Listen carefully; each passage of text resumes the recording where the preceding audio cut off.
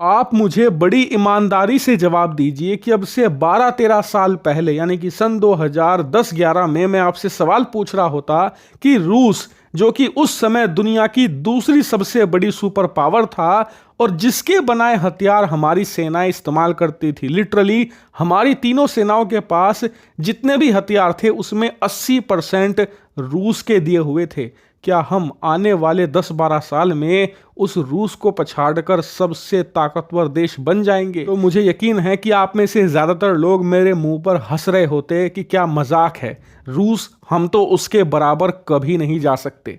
लेकिन वहीं मैं दूसरा सवाल आपसे यह पूछता कि जापान जो कि हमारी इकोनॉमी को सबसे ज्यादा पैसा, सबसे ज्यादा इन्वेस्टमेंट देता था और एशिया में रुतबा था जापान का, क्या हम जापान वाला रुतबा कभी 10-12 साल में हासिल कर पाएंगे? तो ज्यादातर लोगों का जवाब होता कि आने वाले 25-30 साल लगेंगे, तब जाकर हम जापान के बारे में सोचेंगे। लेकिन आज आप लोग जानकर हैरान होंगे कि यही रूस है, यही जापान है।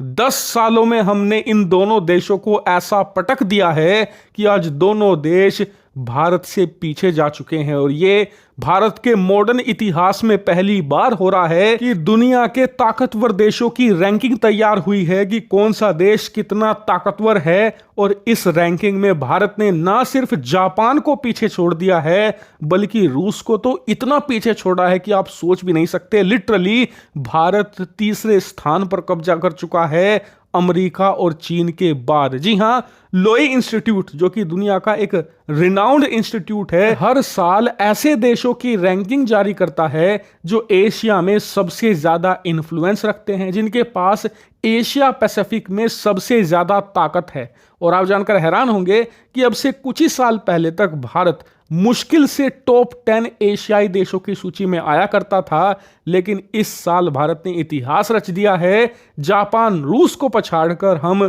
पूरे एशिया के अंदर तीसरे सबसे ताकतवर देश घोषित हो चुके हैं। पहले पर अमेरिका है, दूसरे पर चीन और तीसरे पर भारत। आप कहोगे कि यार अमेरिका तो एशिया में नहीं आता। तो आपको बता दूं कि यहां पर उन देशों की बात नहीं हो रही जो सिर्फ एशिया में है, बात हो रही है कि एशिया पूरे महाद्वीप में इस देश का कितना इन्फ्लुएंस है, कितनी ताकत है। और बात सिर्फ मिलिट्री पावर की नहीं, सॉफ्ट पावर यानी कि डिप्लोमेटिक पावर की भी होती है कि आप किसी देश को बिना मिलिट्री के भी कितना इन्फ्लुएंस, कितना अपनी तरफ और कितना आपके दुश्मन के खिलाफ कर सकते हैं। इस पावर को भी इंक्लूड किया गया है। लिटरली 8 पैरामीटर्स होते हैं लेई इंस्टीट्यूट के जिसमें ये रैंकिंग तैयार करते हैं और इसमें पहले, दूसरे, तीसरे पर तो आपको पता लग ही गया।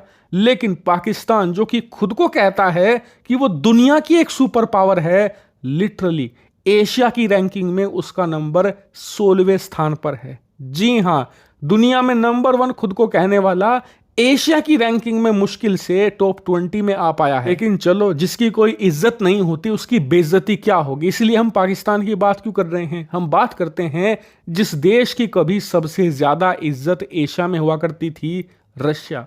आप जानकर हैरान होंगे कि जब सोवियत यूनियन का पतन हुआ ना, उसके बाद भी एशिया की रैंकिंग में वो नंबर 1 आता था। लेकिन फिर अमेरिका नंबर 1 आ गया पूरे एशिया में इन्फ्लुएंस को लेकर। उसके बाद वो तीसरे पर चला गया, पिछले 10 सालों में चीन दूसरे पर आ गया।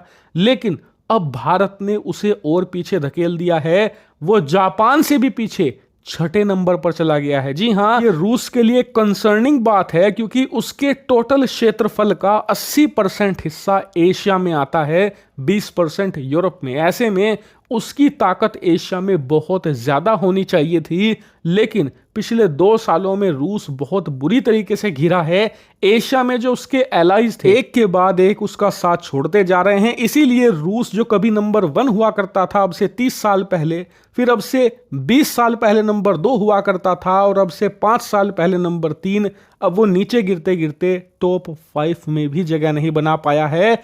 लेकिन आपको बता दूं कि इस पूरी रैंकिंग पर एक लाइव वीडियो हम करेंगे जिसमें एक एक करके सभी देशों का डिस्कशन किया जाएगा और बहुत ही डीप स्टडी हम करेंगे इस पूरी रैंकिंग की। लाइव स्ट्रीमिंग होगी कल। मैं आपको समय की सूचना कल ही कम्युनिटी में या किसी और वीडियो में दे दूंगा, इसलिए आप मेरे साथ बने रहिएगा।